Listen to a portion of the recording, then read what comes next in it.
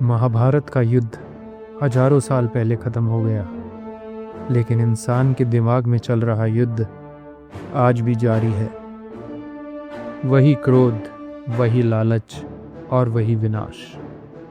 फर्क सिर्फ इतना है कि अब हाथ में तलवार नहीं, लैपटॉप और फाइलें हैं, और रथ की जगह सिर्फ बंद कमरे हैं। स्वागत है द रेड लैंटर्न पर। इस सीरीज़ में हम ला रहे हैं वो कहानियाँ जहां आज के मॉडर्न गुनाहों का जवाब हज़ारों साल पुरानी गीता के श्लोकों में छिपा है।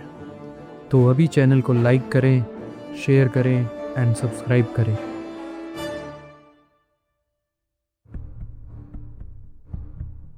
नमस्ते दोस्तों।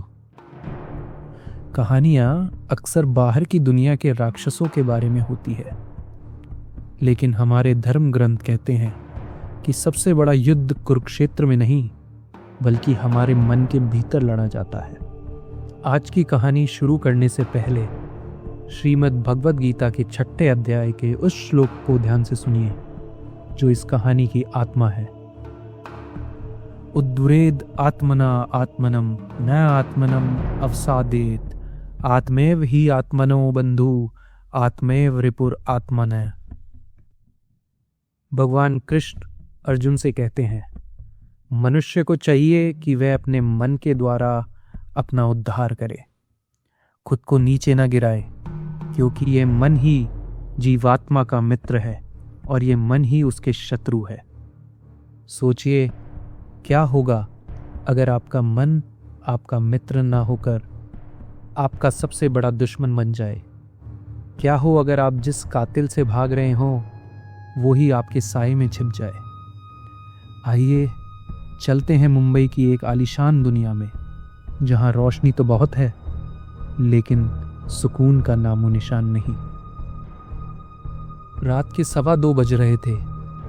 मुंबई के पॉश इलाके वर्ली में 45वीं मंजिल के एक पेंट हाउस में सन्नाटा था, लेकिन आर्यन खन्ना के दिमाग में शोर था। आर्यन 38 साल का हैंडसम सफल आर्किटेक्ट, आर्यन एंड एसोसिएट्स का मालिक। दुनिया के लिए वो एक स्टार था, लेकिन उस रात वो किसी डरे हुए बच्चे की तरह अपनी स्टडी रूम में बैठा था। सामने विस्की का ग्लास था जो खाली हो चुका था, और पास में नींद की गोलियों की शीशी जो भरी हुई थी। फिर भी उसे नींद नहीं आ रही थी। पिछले कुछ महीने से उसे अजीब महसूस हो रहा था, जैसे कोई उसे हर वक्त देख रहा हो, जैसे उसके आलीशान घर के कोनों में कोई खड़ा है। तभी उसके लैपटॉप की स्क्रीन एक बार झपकी और एक पिंग की आवाज ने सन्नाटे को चीर दिया। आर्यन चौंका।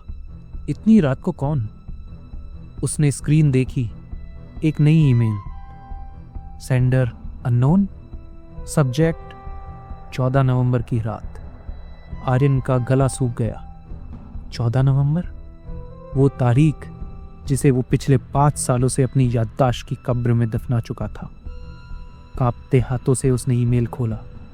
उसमें लिखा था, मिस्टर खन्ना, दुनिया को लगता है कि आपकी किस्मत बहुत अच्छी है, लेकिन हम जानते हैं कि आपकी सफलता की नींव एक लाश पर टिकी है। उस रात वो साइकिल वाला मरा नहीं था। उसका सच आज भी जिंदा है, और वो सच मैं हूं। आर्यन कुर्सी से उछल पड़ा। पसीने की बूंदें उसके माथे से टपक कर कीबोर्ड पर गिर गई। कौन हो सकता है? उसने खिड़की से बाहर देखा। नीचे शहर सो रहा था। क्यों? क्या कोई दूरबीन से उसे देख रहा है?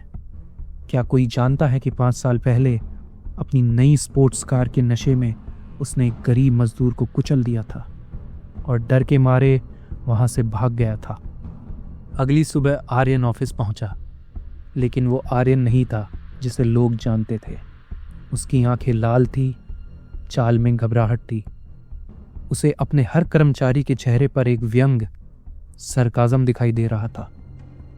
उसका सबसे गहरा शक उसके बिजनेस पार्टनर और पुराने दोस्त विक्रम पर गया। क्यों? क्योंकि विक्रम ही वो अकेला इंसान था जिसे हल्का सा अंदाजा था कि उस रात आर्यन देरी से और घबराया हुआ घर लौटा था। लंच के समय विक्रम आर्यन के केबिन में आया। आर्यन, तू ठीक तो है?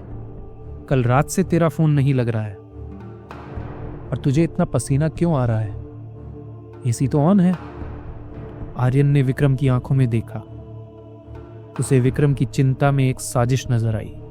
उसने मन ही मन सोचा, ये नाटक कर रहा है, इसे सब पता है।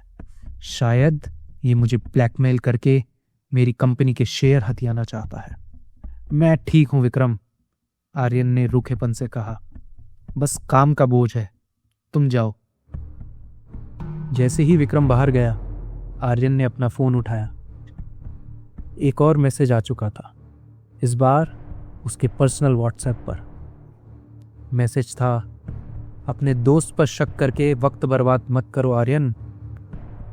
मैं तुम्हारे उससे कहीं ज्यादा करीब हूं, जितना तुम सोच भी नहीं सकते। अगर बचना चाहते हो तो प्रायश्चित के लिए तैयार हो जाओ। आर्यन का दिमाग सुन्न हो गया। यह ब्लैकमेलर उसके दिमाग को पढ़ रहा था। यह उसके घर में नहीं, उसके जहन में घुस चुका था। उस शाम आर्यन घर पहुंचा। उसकी पत्नी श्रेया डाइनिंग टेबल पर इंतजार कर रही थी। आर्यन, तुम आजकल मुझसे बात नहीं करते हो, क्या हुआ है? श्रेया ने उसका हाथ पकड़ना चाहा। आर्यन ने हाथ झटक दिया। उसे लगा श्रेया भी मिली हुई है। क्या श्रेया ने मेरी डायरी पढ़ ली?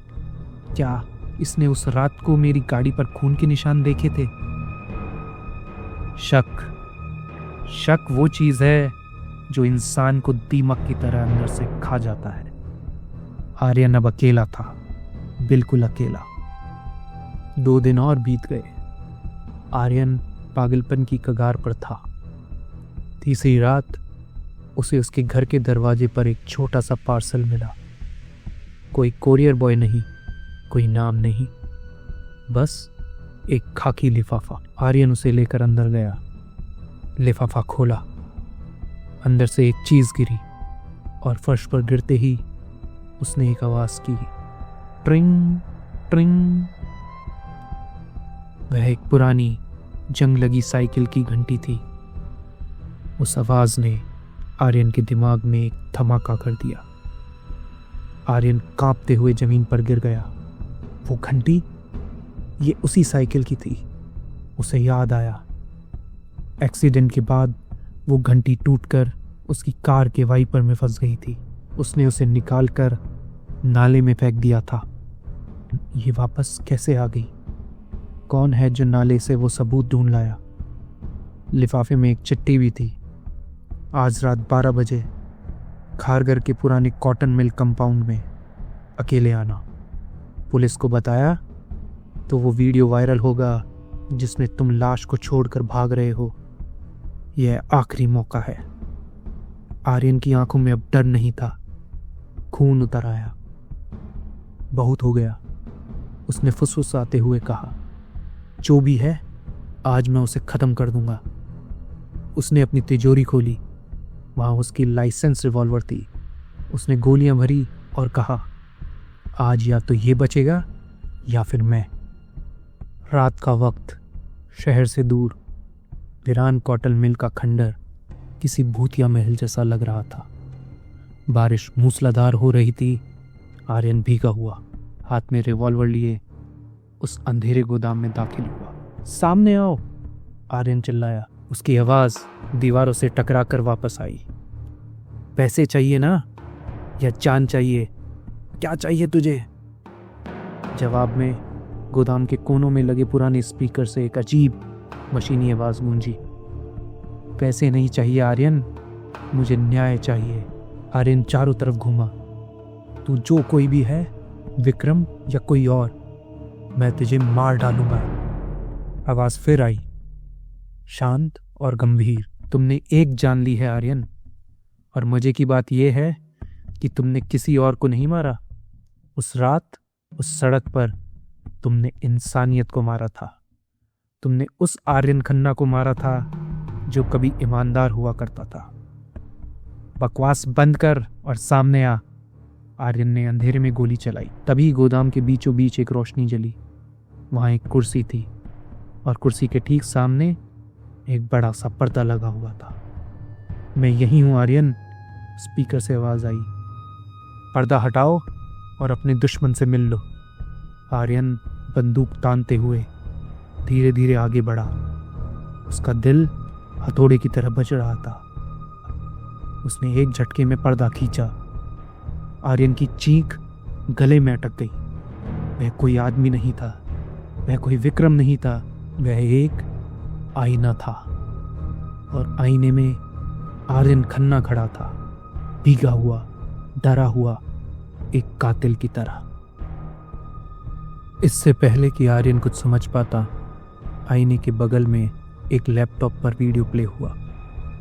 आर्यन ने जो देखा उससे उसके पैरों के तले जमीन खिसक गई।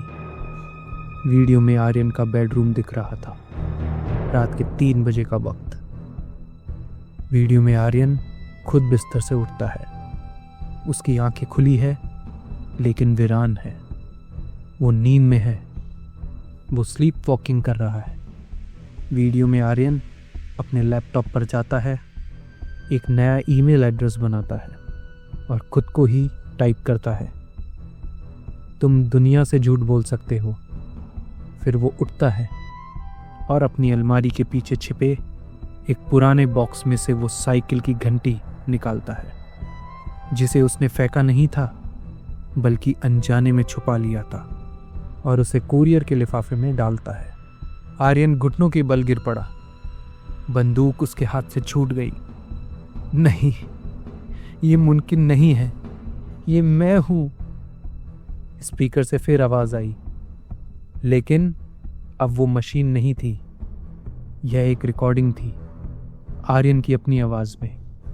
हाँ आर्यन, ये तुम हो। तुम्हारा दिमाग 2 हिस्सों में बंट गया है। तुम्हारा एक हिस्सा, कॉन्शियस माइंड, उस गुनाह को भूलकर आगे बढ़ना चाहता था, लेकिन मैं तुम्हारा दूसरा हिस्सा, सबकॉन्शियस माइंड, मैं उस बोझ को नहीं सह सकता। मैं तुम्हारा दोस्त हूं, इसलिए मैं तुम्हें सजा देना चाहता था ताकि तुम मुक्त हो सको। मनोविज्ञान इसे डिसोसिएटिव आइडेंटिटी या गहरा आत्म विखंडन कहते हैं। आर्यन का अपराबोध यानी कि गिल्ट इतना गहरा था कि उसके मन ने खुद को ही अपना दुश्मन बना लिया। दिन में वो भागता था और रात में उसका अपना मन, उसका अपना साया उसका पीछा करता था। वो खुद को ईमेल भेज रहा था, खुद को डरा रहा था ताकि वो सच कबूल कर सके। आर्यन ने आईने में अपनी परछाई को देखा। वो रो रहा था, लेकिन आज डर के आंसू नहीं थे, आज प्रायश्चित के आंसू थे। अब उसे गीता का वो श्लोक समझ आ रहा था, आत्मैव रिपुरात्मन, मन ही शत्रु है। जब तक उसने सच छिपाया, उसका मन उसका दुश्मन बनकर उसे नोचता रहा, उसे पागलपन की हद तक ले गया। लेकिन अब आर्यन ने अपना फोन निकाला, कांपते हाथों से 100 डायल किया। हेलो, पुलिस कंट्रोल रूम, मेरा नाम आर्यन खन्ना है। मैं एक कन्फेशन देना चाहता हूं, 5 साल पहले हुए एक हिट एंड रन केस के बारे में। जैसे ही उसने ये शब्द बोले, उसे लगा जैसे उसके सीने से टनों वजन हट गया हो। जेल की सलाखें उसका इंतजार कर रही थी। उसका साम्राज्य खत्म होने वाला था। लेकिन अजीब बात थी, 5 सालों में पहली बार आर्यन को लगा कि वो आजाद है। दोस्तों, आर्यन को सजा मिली, समाज ने उसे ठुकरा दिया, लेकिन उसे अपने सबसे बड़े दुश्मन, अपने भटके हुए मन को जीत लिया था। उसने खुद को नीचे गिरने से बचा लिया, सच को स्वीकार करके। याद रखिए, आप पुलिस से भाग सकते हैं, कानून से भाग सकते हैं, दुनिया की नजरों से बच सकते हैं, लेकिन जब रात को आप आईने के सामने खड़े होंगे तो वहां खड़ा शख्स सब जानता है। अपने मन को अपना दोस्त बनाइए, इससे पहले कि वो आपका ऐसा दुश्मन बन जाए जो आपको कहीं का ना छोड़े। उम्मीद करता हूँ कि आपको ये कहानी पसंद आई, तो जल्दी से इस चैनल को लाइक करें, इस कहानी को अपने दोस्तों के साथ शेयर करें और चैनल को सब्सक्राइब करें। तो जल्दी मिलेंगे अगली कहानी के साथ।